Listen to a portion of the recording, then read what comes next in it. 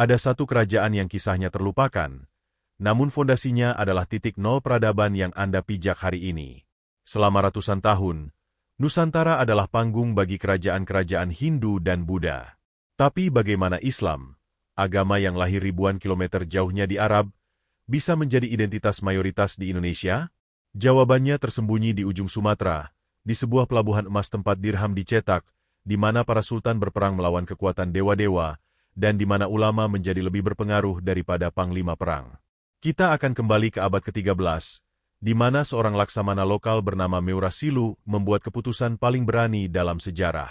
Ia meninggalkan tahta lama, memeluk iman baru, dan menggabungkan dua wilayah kecil menjadi satu nama yang akan mengguncang dunia, Kesultanan Samudera Pasai.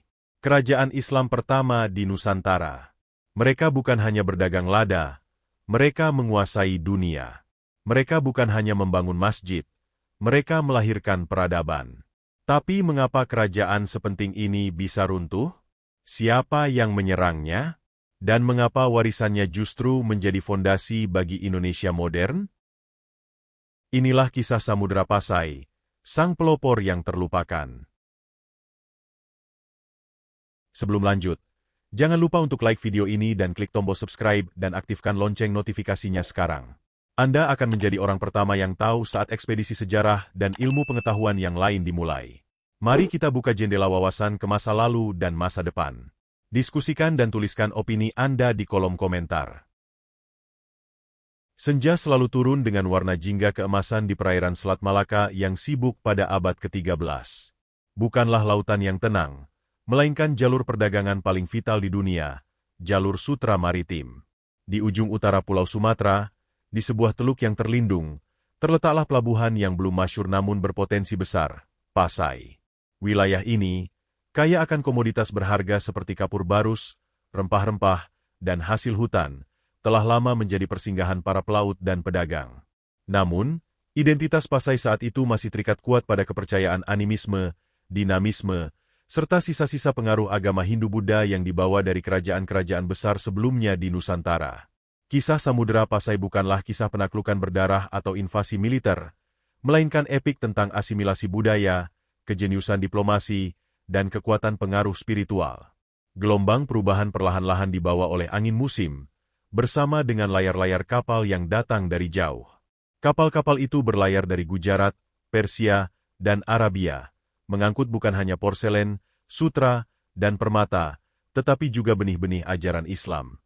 Para pedagang Muslim ini dikenal akan kejujuran dan etika dagang mereka yang didasarkan pada prinsip-prinsip syariat, dengan cepat mendapatkan kepercayaan dari masyarakat dan elit lokal. Mereka menetap, berbaur, dan yang terpenting, menikah dengan putri-putri bangsawan Pasai. Melalui ikatan perkawinan inilah, Islam mulai meresap ke dalam struktur sosial dan politik, dimulai dari puncak hierarki.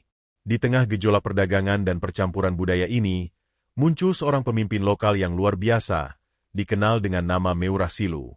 Meurah adalah gelar bangsawan lokal. Ia bukan sekadar kepala suku atau pemimpin desa, melainkan tokoh yang memiliki wawasan jauh ke depan, memahami bahwa untuk mengangkat martabat dan menjamin keselamatan wilayahnya dari ancaman kekuatan maritim di sekitarnya, Pasai harus memiliki identitas yang kuat dan koneksi global. Ia mengamati bagaimana rekan-rekan dagangnya dari Timur Tengah memiliki jaringan yang luas, disatukan oleh satu keyakinan yang sama. Titik balik sejarah terjadi ketika Meurah Silu, didorong oleh pemahaman mendalam tentang ajaran baru ini, memutuskan untuk memeluk Islam. Keputusan ini bukanlah sekadar perubahan keyakinan pribadi, melainkan sebuah deklarasi politik besar. Dengan memeluk agama monoteistik yang terstruktur dan terhubung secara internasional, Meurah Silu secara efektif menempatkan Pasai dalam jaringan peradaban Islam global, Dar al-Islam, membuka akses terhadap teknologi, ilmu pengetahuan, dan perlindungan dari kerajaan-kerajaan Muslim lainnya. Setelah memeluk Islam, Meurah Silu menyucikan dan meresmikan kekuasaannya dengan gelar kebesaran Islam. Ia diproklamasikan sebagai Sultan Malikus Saleh, Malik al-Salih, yang berarti Raja yang Saleh, menandai kelahiran resmi Kerajaan Samudera Pasai sekitar tahun 1267 Masehi. Kelahiran kerajaan ini membawa implikasi yang revolusioner. Pasai bukan lagi sekadar pelabuhan persinggahan, melainkan sebuah kesultanan yang berdaulat, berlandaskan prinsip-prinsip Islam. Sultan Malikus Saleh segera memulai penataan ulang wilayahnya. Ia menyatukan Pasai dan Samudera, dua wilayah geografis yang sebelumnya terpisah namun berdekatan, menjadi satu entitas politik yang kohesif. Di bawah kepemimpinannya, Pasai beralih dari hukum adat yang bersifat lokalistik menjadi sistem pemerintahan yang diilhami oleh syariat Islam, yang lebih terstruktur dan universal. Salah satu bukti nyata dari fondasi keislaman yang kuat ini adalah penemuan makam Sultan Malikus Saleh yang mencantumkan tahun wafatnya pada tahun 696 Hijriah, sekitar 1297 Masehi. Batu nisan granit yang didatangkan dari Gujarat, diukir dengan kaligrafi indah berbahasa Arab, bukan hanya penanda kubur, melainkan monumen sejarah.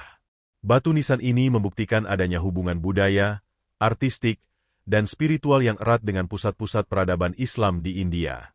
Ini sekaligus menegaskan bahwa Islam di Pasai bukan sekadar formalitas, tetapi sudah mengakar kuat dan diakui oleh komunitas Muslim internasional. Sultan Malikus Saleh tidak hanya mendirikan kerajaan, tetapi juga meletakkan dasar bagi peran Pasai sebagai serambi Mekah, Nusantara.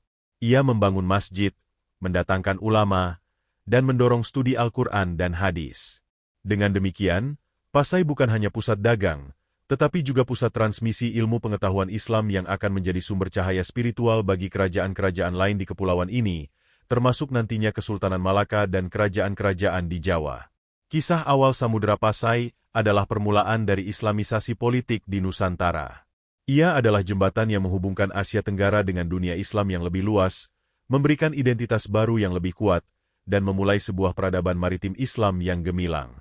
Dari sebuah pelabuhan kecil di ujung Sumatera, Samudera Pasai menjadi mercusuar pertama yang menyebarkan pengaruh agama dan kekuasaan yang akan mengubah wajah kepulauan Indonesia selamanya.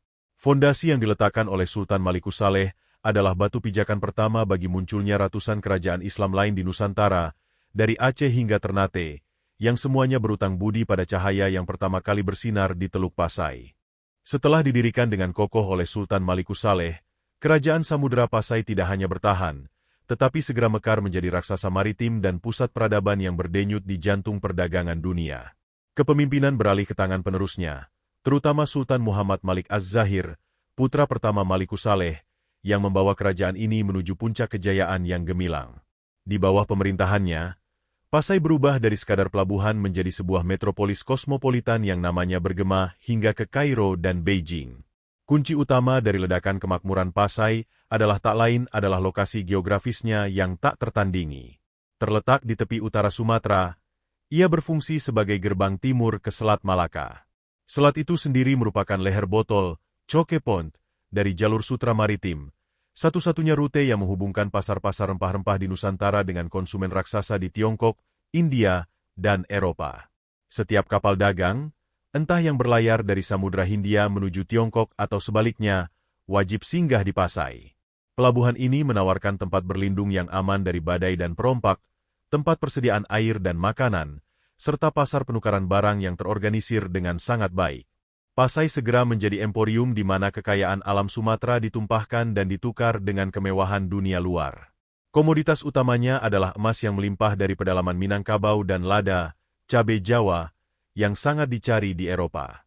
Bersama dengan hasil hutan berharga lainnya seperti kapur barus dari barus dan hasil rempah, Pasai menjadi magnet bagi para pedagang dari seluruh penjuru angin.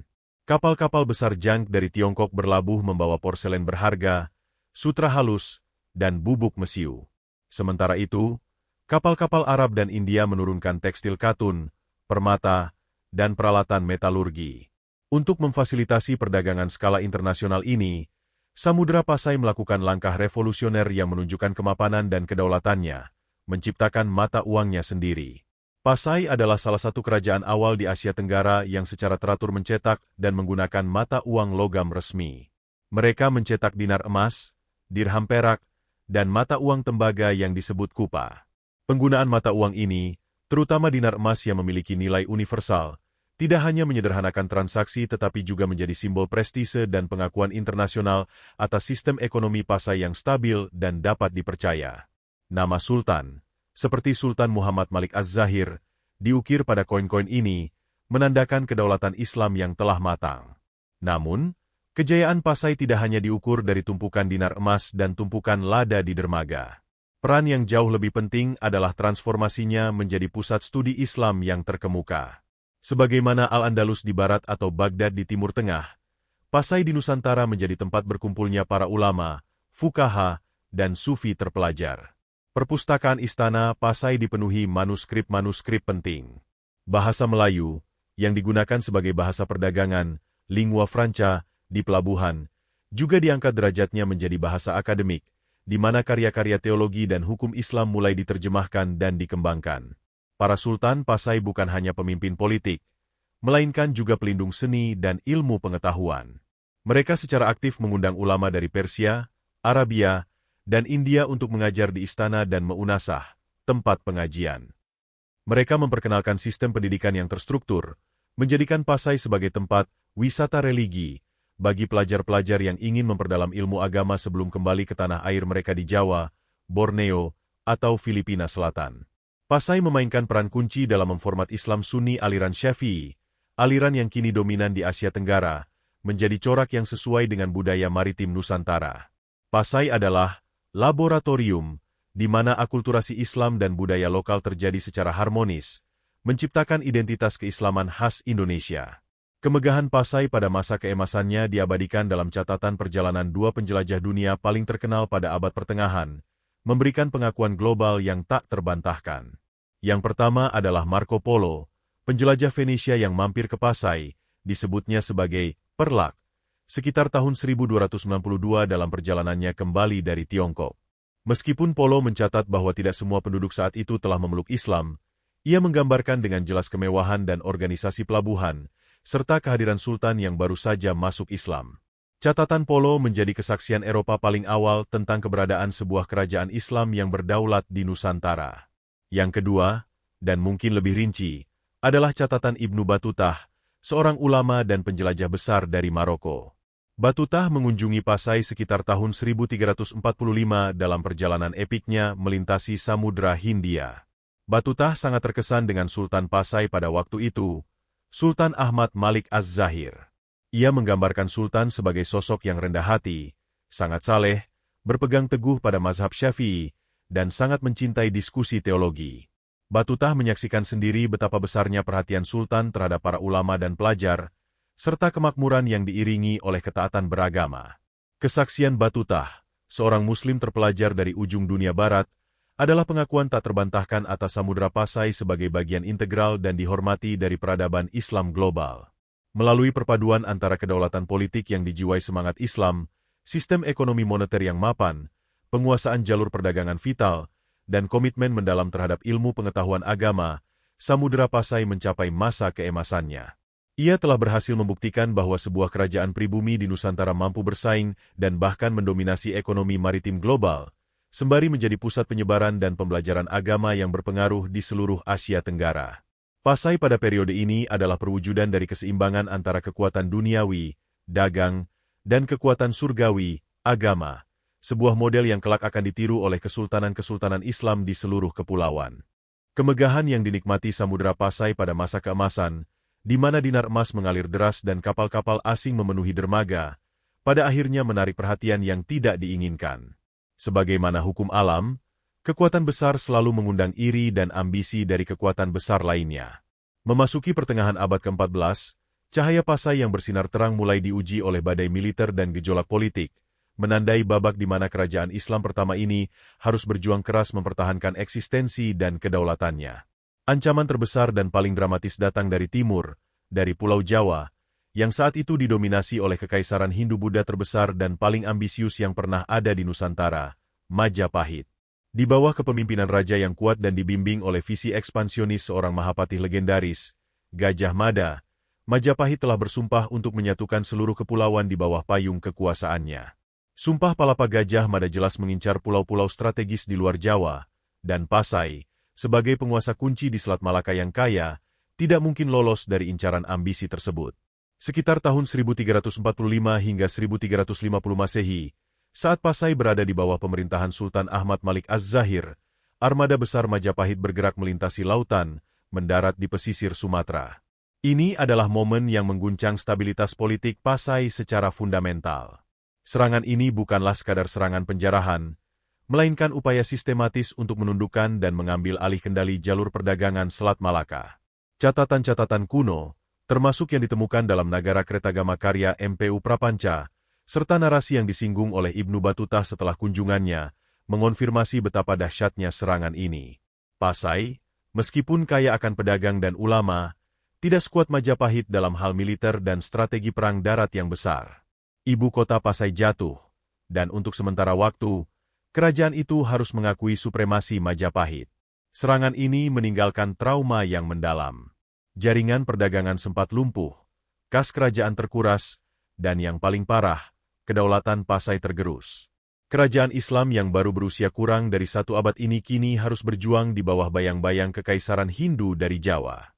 Namun, Samudera Pasai memiliki daya tahan yang luar biasa. Berkat fondasi Islam yang telah tertanam kuat di hati rakyat dan dukungan dari jaringan Muslim internasional, Pasai tidak hancur. Meskipun sempat berada di bawah pengaruh Majapahit, para sultan dan bangsawan Pasai perlahan-lahan berhasil memulihkan diri. Mereka memanfaatkan jarak yang jauh dari pusat kekuasaan di Jawa dan kekacauan internal Majapahit setelah kematian Gajah Mada untuk menegaskan kembali otoritas mereka. Pasai bangkit dari abu kehancuran, menunjukkan bahwa fondasi spiritual dan budaya Islam yang dimilikinya jauh lebih kuat daripada yang diperkirakan oleh musuh-musuhnya. Sayangnya, perjuangan Pasai tidak berhenti pada ancaman eksternal. Setelah berhasil menepis cengkeraman Majapahit, kerajaan ini justru terjerumus dalam masalah yang sama destruktifnya, konflik dan intrik internal.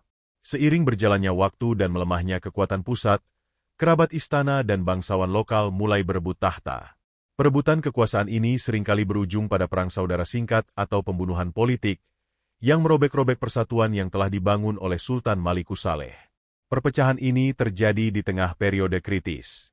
Ketika stabilitas politik sangat dibutuhkan untuk memulihkan perekonomian, Pasai malah sibuk mengurus konflik internal.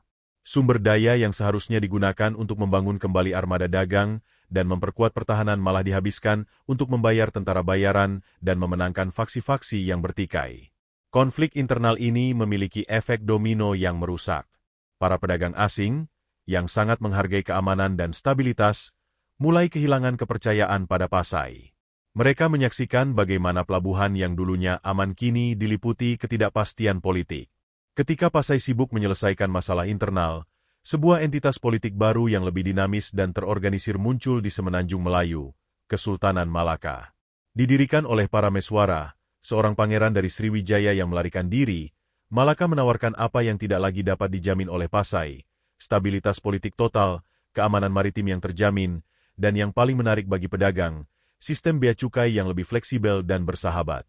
Lambat laun, kapal-kapal dagang mulai mengubah rute mereka.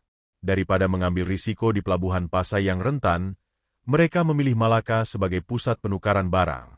Malaka juga dengan cepat memeluk Islam, meniru model teokratis Pasai, tetapi menggabungkannya dengan manajemen pelabuhan yang jauh lebih modern. Perpindahan dominasi perdagangan dari Pasai ke Malaka ini bukanlah hasil dari pertempuran tunggal, melainkan hasil dari erosi kepercayaan yang disebabkan oleh gejolak internal Pasai sendiri. Dengan berkurangnya kapal yang berlabuh, pendapatan Pasai dari pajak pelabuhan dan bea cukai anjlok drastis.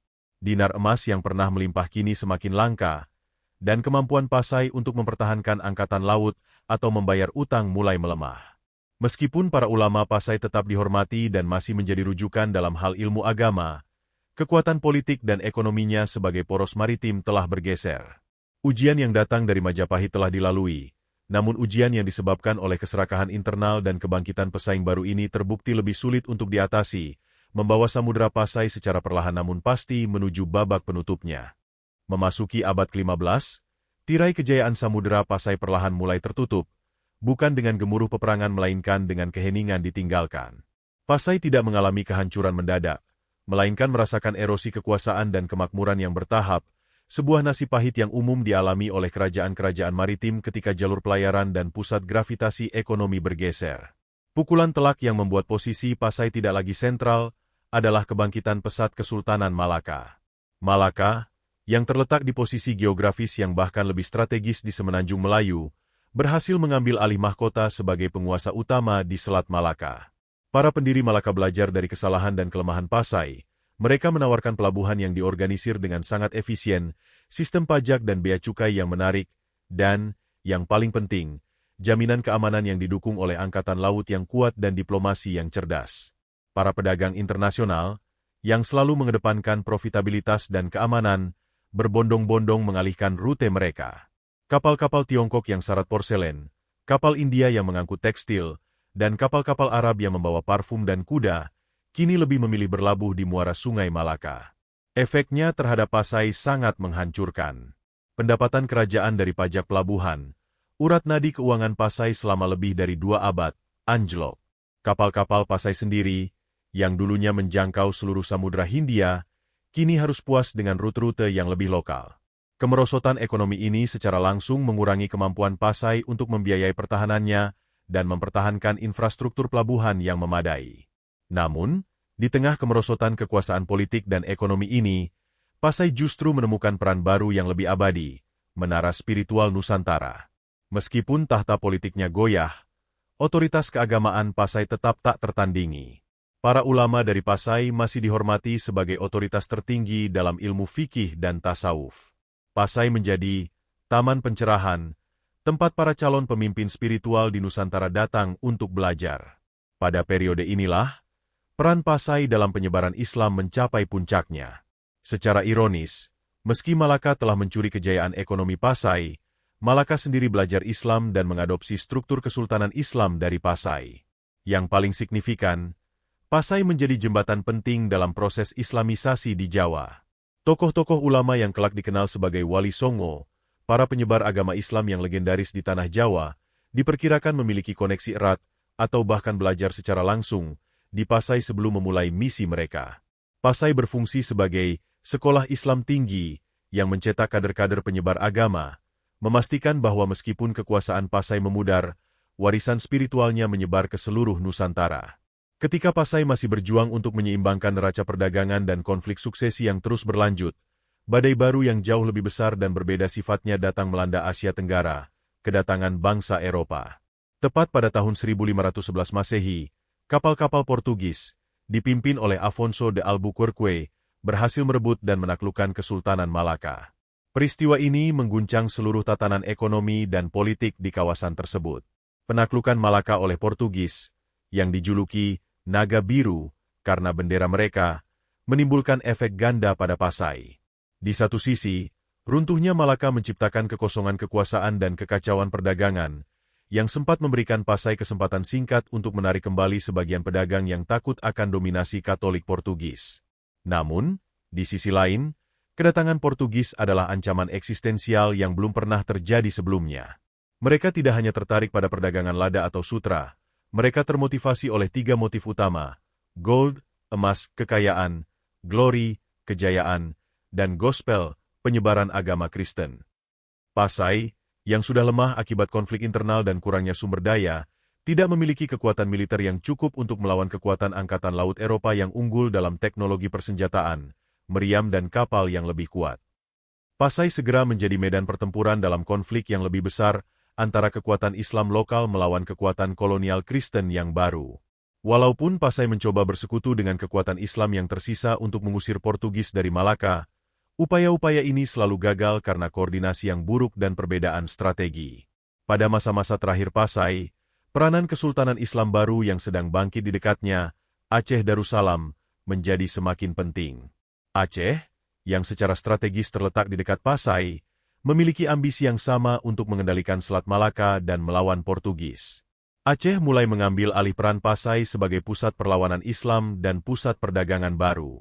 Sultan-Sultan Aceh memandang Pasai, yang semakin lemah dan terpecah belah, sebagai aset yang harus diselamatkan dan diintegrasikan demi kekuatan Islam yang lebih besar. Pada akhirnya, tekanan dari luar, Portugis, dan kelemahan dari dalam, perebutan tahta dan kemerosotan ekonomi, membuat Samudra Pasai tidak dapat lagi mempertahankan kemerdekaannya. Pasai kini berada di persimpangan jalan, antara musuh kolonial yang agresif atau perangkulan dari saudara serumpun yang lebih kuat. Nasib kerajaan Islam pertama di Nusantara akan segera ditentukan oleh kekuatan regional baru yang tengah mengonsolidasikan kekuasaannya, mengakhiri sebuah babak panjang sejarah maritim di Asia Tenggara. Kisah kerajaan Samudra Pasai, yang telah berjuang melewati serangan Majapahit, konflik internal yang melemahkan, dan tekanan ekonomi dari Malaka yang bersaing, mencapai klimaksnya di awal abad ke-16. Pasai kini bukanlah lagi mercusuar tunggal kekuasaan Islam di Nusantara. Ia telah menjadi bayangan dari kejayaannya sendiri, dikelilingi oleh ancaman Portugis di Selat Malaka dan diapit oleh kekuatan baru yang sedang bangkit di tanahnya sendiri. Kekuatan baru yang menentukan nasib Pasai adalah Kesultanan Aceh Darussalam. Aceh, yang berpusat di Bandar Aceh Darussalam, sekarang Banda Aceh, telah mengonsolidasikan kekuasaan di ujung Sumatera. Aceh memiliki ambisi besar, menjadi pewaris hegemoni maritim Islam di Selat Malaka, mengusir penjajah Portugis yang bercokol di Malaka, dan yang terpenting, menyatukan seluruh kerajaan Muslim di Sumatera bagian utara di bawah Panji Tunggal. Bagi Aceh, Pasai, yang secara spiritual sangat penting namun secara politik dan militer sudah lemah, adalah sebuah aset strategis yang harus diselamatkan dari kejatuhan total, sekaligus sebuah wilayah yang perlu diintegrasikan demi menciptakan kekuatan yang lebih besar dan tak terkalahkan. Pada tahun 1524 Masehi, takdir Pasai pun diputuskan. Di bawah kepemimpinan Sultan Ali Mugayat Shah, pendiri sekaligus Sultan pertama Aceh Darussalam, pasukan Aceh melancarkan serangan dan berhasil menaklukkan Samudera Pasai. Penaklukan ini dilakukan bukan dengan tujuan penghancuran, melainkan pengambil alihan dan konsolidasi. Aceh tidak bermaksud menghapus sejarah atau identitas Pasai, tetapi ingin memasukkannya ke dalam struktur administrasi yang lebih kuat, sebuah langkah yang dianggap perlu untuk menghadapi era kolonialisme Eropa yang semakin agresif. Dengan penaklukan ini, riwayat politik Kerajaan Samudera Pasai sebagai entitas yang merdeka dan berdaulat secara resmi berakhir. Wilayah Pasai diintegrasikan sepenuhnya ke dalam Kesultanan Aceh. Para bangsawan Pasai yang tersisa diangkat menjadi pejabat di dalam pemerintahan Aceh, dan wilayah tersebut menjadi salah satu sago atau provinsi utama yang tunduk pada kekuasaan Sultan Aceh. Peristiwa ini menandai sebuah transisi penting. Kepemimpinan Islam Nusantara beralih dari pelabuhan perdagangan kecil Pasai ke ibu kota Kesultanan Aceh yang besar dan militan. Aceh kemudian akan menjadi benteng pertahanan Islam yang perkasa, simbol perlawanan terhadap Portugis selama lebih dari 1 abad. Meskipun Samudera Pasai telah lenyap dari peta politik, warisan yang ditinggalkannya jauh lebih monumental dan abadi daripada kekuasaan politiknya. Pasai adalah batu pijakan bagi seluruh peradaban Islam di Indonesia. Pertama, warisan spiritual dan teologis. Pasai berfungsi sebagai laboratorium spiritual dan teologis pertama di Nusantara. Disinilah doktrin-doktrin Islam Sunni, terutama mazhab Syafi'i, diformulasikan, diterjemahkan ke dalam konteks lokal, dan diajarkan secara sistematis. Pasai menciptakan cetak biru tentang bagaimana sebuah kerajaan Islam harus dikelola, mengintegrasikan hukum Islam, syariah, ke dalam sistem pemerintahan, dan mempromosikan ilmu pengetahuan agama. Tanpa Pasai, penyebaran Islam yang begitu cepat dan mendalam di Malaka dan Jawa mungkin tidak akan terjadi seefektif itu. Pasai telah menanamkan akar tauhid yang mendalam di kepulauan ini. Kedua, warisan ekonomi dan kedaulatan. Pasai membuktikan kepada dunia bahwa kerajaan pribumi di Nusantara mampu mengelola ekonomi global, memiliki sistem moneter yang maju, dinar emas, dan menjadi pusat perdagangan internasional. Hal ini memberikan pelajaran berharga bagi kerajaan-kerajaan penerusnya, seperti Malaka dan Aceh, tentang pentingnya kontrol maritim, diplomasi dagang, dan mata uang yang kredibel. Pengakuan dari penjelajah besar seperti Ibnu Batutah dan Marco Polo juga memberikan Pasai tempat terhormat dalam sejarah dunia sebagai sebuah peradaban yang makmur dan terorganisir. Ketiga, warisan kebudayaan dan bahasa. Di Pasai, bahasa Melayu, yang sudah menjadi bahasa dagang, mulai diangkat derajatnya sebagai bahasa peradaban Islam dan ilmu pengetahuan. Diperkirakan bahwa beberapa karya sastra Melayu Islam tertua, seperti Hikayat Raja-Raja Pasai, berasal dari masa ini, meskipun baru dituliskan secara lengkap belakangan. Kisah-kisah ini bukan hanya catatan sejarah, tetapi juga sarana penting untuk menyebarkan nilai-nilai Islam dan mendefinisikan identitas Melayu Islam yang kemudian menjadi landasan bagi bahasa persatuan Indonesia modern. Hingga hari ini, sisa-sisa kerajaan Samudera Pasai tetap menjadi situs ziarah dan pembelajaran sejarah. Makam Sultan Malikus Saleh, dengan batu nisan Gujaratnya yang elegan, berdiri tegak sebagai monumen bisu yang menceritakan permulaan Islamisasi politik di Nusantara. Reruntuhan kompleks istana dan sisa-sisa pelabuhan yang kini tenang adalah pengingat akan riwayat sebuah kerajaan yang berhasil menjalankan peran ganda, sebagai gerbang emas perdagangan dan sebagai penyebar cahaya agama. Kisah Samudera Pasai adalah kisah tentang keberanian seorang pemimpin untuk mengadopsi identitas baru, tentang puncak kejayaan yang dinikmati berkat lokasi strategis, dan tentang kerentanan yang dibawa oleh konflik internal. Walaupun kekuasaan Pasai lenyap oleh integrasi ke dalam Kesultanan Aceh, ia telah menunaikan tugas historisnya, meletakkan fondasi peradaban Islam yang kokoh di Indonesia, sebuah warisan yang hingga kini masih menjadi pilar utama identitas bangsa.